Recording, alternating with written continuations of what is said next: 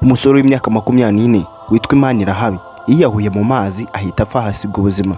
Vuga ko muri uku kwiyahura kwe yari ari kumwe na mugenzi we.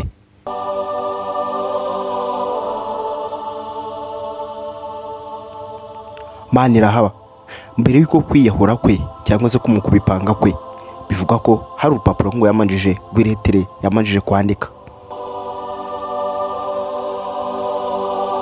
Gusa mugenzi we bari kumwe ndetse bajya koga muri aya mazi, ntabwo azi icyamuteye guhita yinjira mu mazi agataraganya, dore yuko bose ntabwo bari bazi koga kandi bose bari bakiri bato.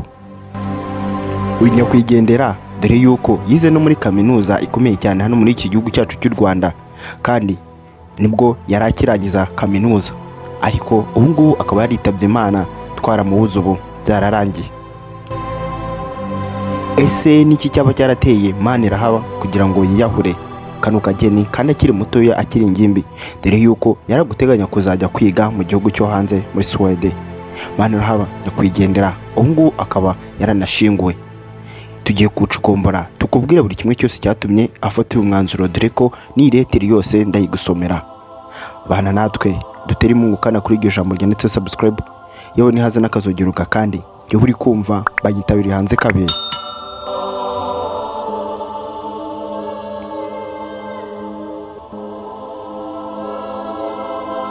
Hirya no hino dukomeza kumva inkuru nyinshi zitandukanye kandi zivuga ku mfu zitandukanye nk'izi zo kwiyahura.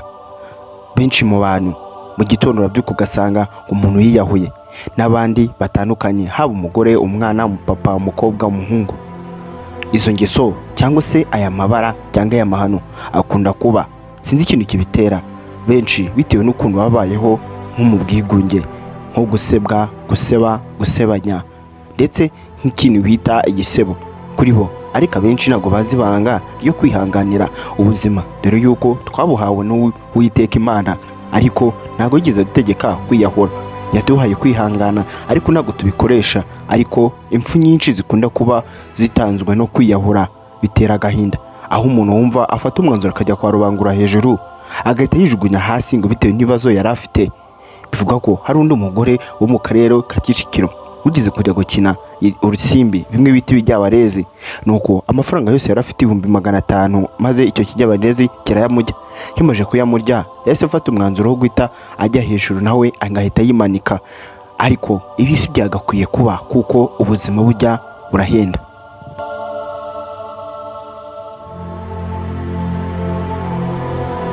Uyu musore yarihuye n'ababyeyi kandi barikokoye, ndetse batanze buri kimwe cyose bari bafite ababyeyi bamaniraga, ariko ntabwo yigeze abimenya ko ababyeyi bavunitse. Nubwo bajya bavuga ngo nawe urusimbuka rwamubonye, ariko natwe hari igihe turwikururira cyangwa se tukarwishira. Ni byiza ko uyu musore yari abizi neza ko atazi koga, kandi na mugenzi we yarabizi ko atazi koga, ariko uburyo bafashe umwanzuro wo kujya mu mazi. Gusa mugenzi we akibona ko mugenzi we yishoye mu mazi, icyo yahise akora, kubera ko nawe ntabwo yari azi koga, yashatse gukuramo imyenda ngo agende amurohamure, ahita yibuka ko nawe atazi koga. Ubwo rero biba gutyo.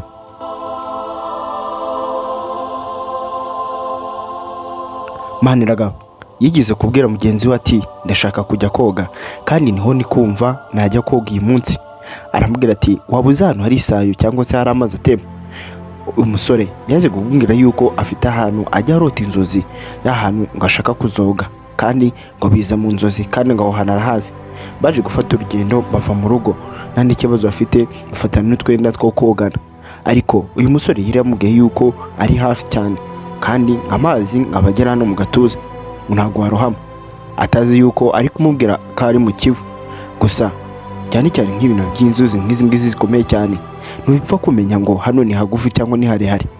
Yewe kereka abantu babizobereye, kandi kujya koga mu kivu nka gutya udambaye ijire aba ari ibibazo cyane, kuko uri kwikururira gupfa. Gusa abantu benshi ntabwo babimenya, burya bajya bavuga ngo nubwo ntawe usimbuka rwamubonye, ariko buri gihe cy'umuntu iyo kigeze manze umuntu apfa koko we.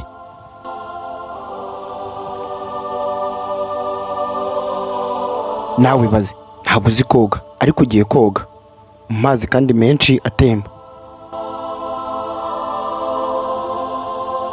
cyangwa se nko gufata imiti myinshi ihengeje urugero kandi uzi ko yica, nko gufata ibinini by'imbeba n'ibindi byose, ugafata umugozi ukawuboha cyangwa se ugafata umukandara wawe ukawumanika, nko kwitera icyuma n'ibintu byose, kwiterera mu muriro kandi ubibona. Ibyo byose tubikora tubireba, ariko sinzi ukuntu turemwe n'iki gituma umuntu yiyahura. Bana natwe ntujye kure.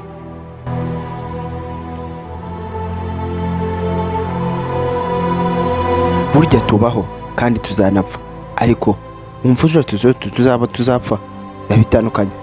Benshi bicwa n'impanuka, kugongwa cyangwa se gukubitwa, ariko hari izindi mpfu zigiye zitungura abantu. Kumva umuntu ngo yiyambuye ubuzima ku giti cye, we yifashe aravuga ati ngiye gupfa. Ibi bintu biba bigoye cyane, ndetse nawe kubyumva kubyakira bihita bigora. Ariko nko kumva nk'imodoka ngigonze umuntu, ho iriya mpanuka uba wumva koko yumvikana. Ariko kuba wakumva ngo mugenzi wawe ariyahuye, afashe umwanzuro wo kwiyahura, byo biba biteye n'ubwoba cyane. Ibi bintu bituma na bagenzi bawe uba usize kuri iyi si basigara bafite ubwoba cyane ko iyi mico yo kwiyahura waba wibasigiye, cyangwa se ibyo bita imivumo. Uyu musore mu kwiga ke kuva hasi muri primaire kugeza muri kaminuza, dore yuko yari ayisoje, yarazi ubwenge cyane kandi ngo yatsindaga. Niyo mpamvu ngabeza bagenda mbere, hagasigara ibisambo n'abasambanyi n'abajura n'abicanyi. Gusa nubwo abeza bakagenda cyangwa se bakaba aribo baducika cyane kuruta ababi, ariko ntivuze yuko nabo bagakwiye kujya biyambura ubuzima.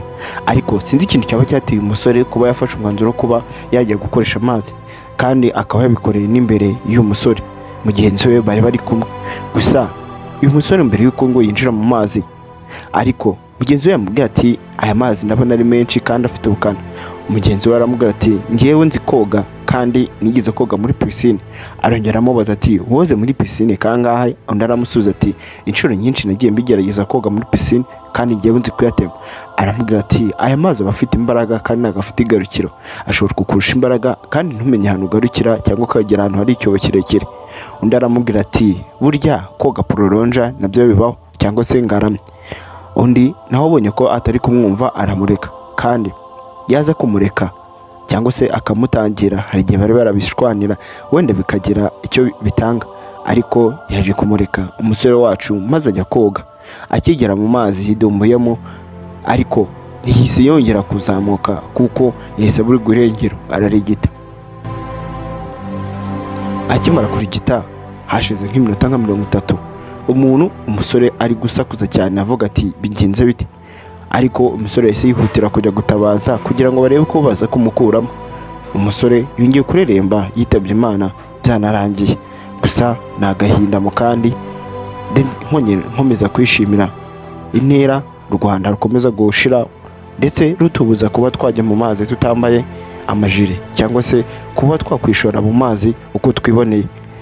Ndetse ubukangurambaga nibukomeza kuba, abantu benshi bazajya batinya amazi. Nkomeza kwihanganisha ndetse n'uyu muryango w'uyu mwana.